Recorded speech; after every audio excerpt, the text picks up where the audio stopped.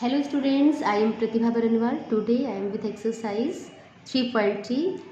I will just continue this exercise from the question number 5. You see, the question is the measures of two adjacent angles of a parallelogram are in the ratio 3:2.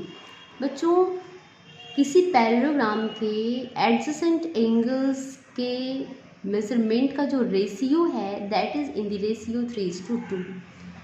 Find the measure of each of the angles of a parallelogram.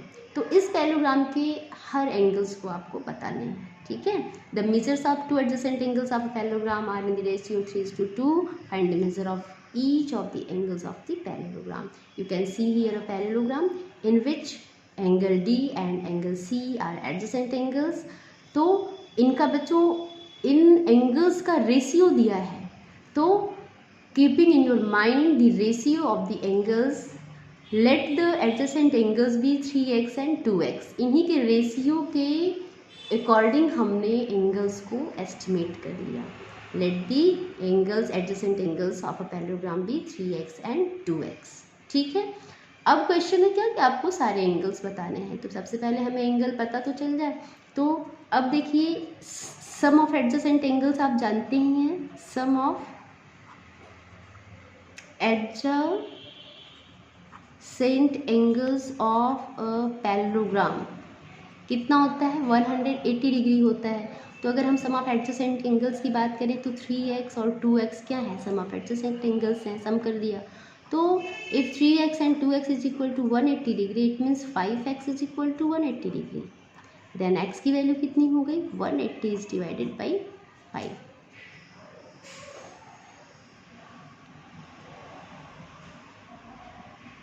ठीक है, तो देखिए 5 3 जा 15, 5 6 जा 30. तो x की value यहाँ पे बच्चों हो गई 36 डिग्री. लेकिन हमें बताना क्या है? एंगल C क्या है? Angle C is equal to angle A. Angle C और एंगल A बराबर होंगे. क्यों बराबर होंगे? Opposite angles of a parallelogram. ठीक है, यहाँ पे हम लिख देंगे. और angle C is equal to angle A, opposite angles of a parallelogram. ठीक है, तो इसलिए C और A के बराबर होना है. और इस C की वैल्यू कितनी है बच्चों? 3x. तो 3x मतलब 3 इंटू 36. x की वैल्यू कितनी थी? 36 डिग्री. तो हमने जब इसे मल्टीप्लाई किया तो angle C is equal to angle A की वैल्यू कितनी आ गई? 108 डिग्री. ठीक है, ये दोनों 108 डिग्री के हैं. इसी तरह से सिमिलरली हम निकालेंगे. Similarly angle B is equal to angle D. B D भी आपस में बराबर होंगे. The same reason opposite angles of a parallelogram.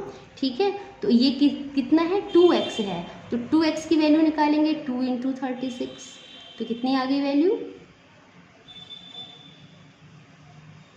72 degree. ठीक है, तो angle A is equal to angle C, that is 108 degree, and angle B is equal to angle D, that is 72 degree. तो बच्चों you can get now all the angles of this parallelogram. बच्चों इसी basis पे आप question number 6 भी solve करेंगे. अब हम एक क्वेश्चन आपके साथ और डिस्कस करना चाहते हैं, दैट इज क्वेश्चन नंबर 7. देखिए बच्चों, ये है आपका क्वेश्चन नंबर 7. मैं रीडिंग करती हूँ पहले क्वेश्चन का. The adjacent figure mean the figure is given just before the question. Hope HOPE. ठीक है, HOPE is a parallelogram. Find the angle measures x, y and z. तो इस फिगर में आप देख रहे हैं यहाँ पे x है, यहाँ पे y है और यहाँ पे z है. इनका आपको वैल्यू बताना है. State the properties you use to find them. और इनको फाइंड करने में whatever the properties you have used of a parallelogram you are to mention those properties also. ठीक है बच्चों, तो मैं इसे एक्सप्लेन करती हूँ. HOPE HOPE is a parallelogram. ये एक पैरेललोग्राम है. ये गिवन है, it that is given in the question.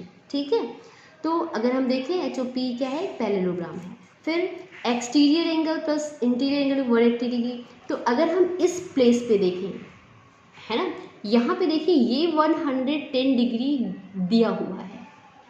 ठीक है,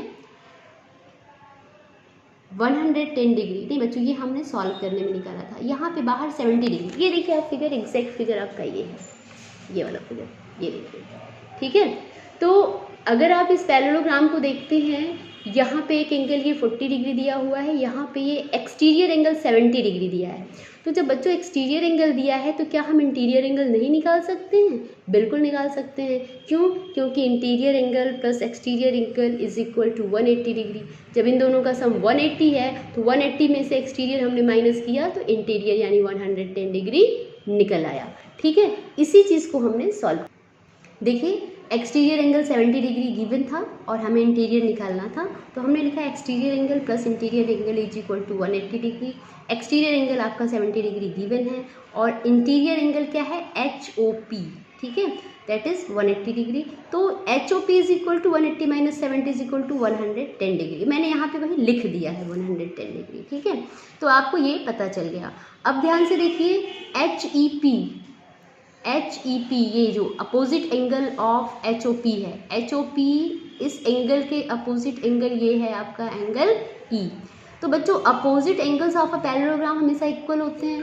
तो जब आपने HOP इज इक्वल टू 110 निकाला तो HEP that is X value is also here 110 degree. ठीक है, तो ये जब 110 है तो x की वैल्यू भी 110 डिग्री हो गई। ठीक है, अब हम थोड़ा सा और आगे बढ़ते हैं क्योंकि हमें y और z निकालना है। और ध्यान से देखिए, अगर ये h और p क्या है, डायगोनल है, तो HP जो डायगोनल है ये एक ट्राइंगल क्रिएट कर रहा है, एक ट्राइंगल फॉर्मिंग हो रही है। HOP क्या है, एक ट्राइंगल है, तो इसमें हम ट्राइंगल के भी प्रॉपर्टीज़ को यूज करेंगे। अब देखिए इन ट्राइंगल HOP की बात करें तो angle Y is equal to 40 degree, है ना। तो ये Y जो है इस 40 डिग्री के बराबर है। इस ट्राइंगल की बात कर रहे हैं, लेकिन ये दोनों क्या हैं, अल्टरनेट इंटीरियर एंगल्स हैं। अभी हमने आपको समझाया था ना कि जब दो पैरेलल लाइंस हों और उसके पीछे ऐसे एक इंटरसेक्टिंग लाइन कोई तीसरी खींच दी जाए तो इसमें अल्टरनेट इंटीरियर एंगल्स होते हैं। तो ये एंगल इस एंगल के बराबर हो जाता है, ये अल्टरनेट इंटीरियर एंगल की प्रॉपर्टी है। तो यहाँ पे बच्चों ये जो y है, यहाँ पे 40 डिग्री ये दिया हुआ है, इसलिए y भी 40 डिग्री का होगा। क्यों? By using the property alternate interior angles. ठीक है, x की वैल्यू 110 डिग्री आपने निकाली, y की वैल्यू 40 डिग्री हो गई। अब हमें चाहिए z। अब z के लिए हमने जैसे कि पहले कहा था, इन ट्राइंगल HOP में हम अगर देखें तो angle z plus angle y plus angle HOP, देखिए एंगल z ये है, एंगल y ये है और HOP एंगल ये है। इन तीनों का सम 180 डिग्री होना है। क्यों होना है? By angle sum property of a triangle. आपको पता है sum of all the angles of a triangle is always 180 degree, तो इन तीनों का सम 180 डिग्री होना है। तो z की वैल्यू मुझे नहीं पता, y की वैल्यू 40 डिग्री पता है, HOP की 100 पता है। ठीक है, तो z की वैल्यू निकालने के लिए इन दोनों को प्लस करके ट्रांसपोजिशन करेंगे तो 180 minus 150 is equal to 30 degree हो जाता है। ठीक है, तो इस तरह से आपने देखा x की वैल्यू 110 डिग्री, y की वैल्यू 40 डिग्री और z की वैल्यू 30 डिग्री, ये तीनों निकल जाता है। ठीक है, आप इसे लिख करके यही आपका जो होगा आंसर हो जाएगा। तो आपने पैरेललोग्राम पढ़ा, पैरेललोग्राम की प्रॉपर्टीज़ पढ़ी, उसी के बेसिस पे बच्चों ये सारा क्वेश्चन आप स्टेप बाय स्टेप करते चले जाएंगे। अगर आपको कोई डिफ़िकल्टी होती है तो आप कमेंट बॉक्स में अपने आइडिया जो भी है आपका, आप कुछ इम्प्रूवमेंट चाहते हैं तो ज़रूर दें। ठीक है, और अगर आपको वीडियो अच्छी लगी तो इसे लाइक करना और फ्रेंड्स के साथ शेयर करना ना भूलें और चैनल को भी ज़रूर सब्सक्राइब कर लें। Thank you.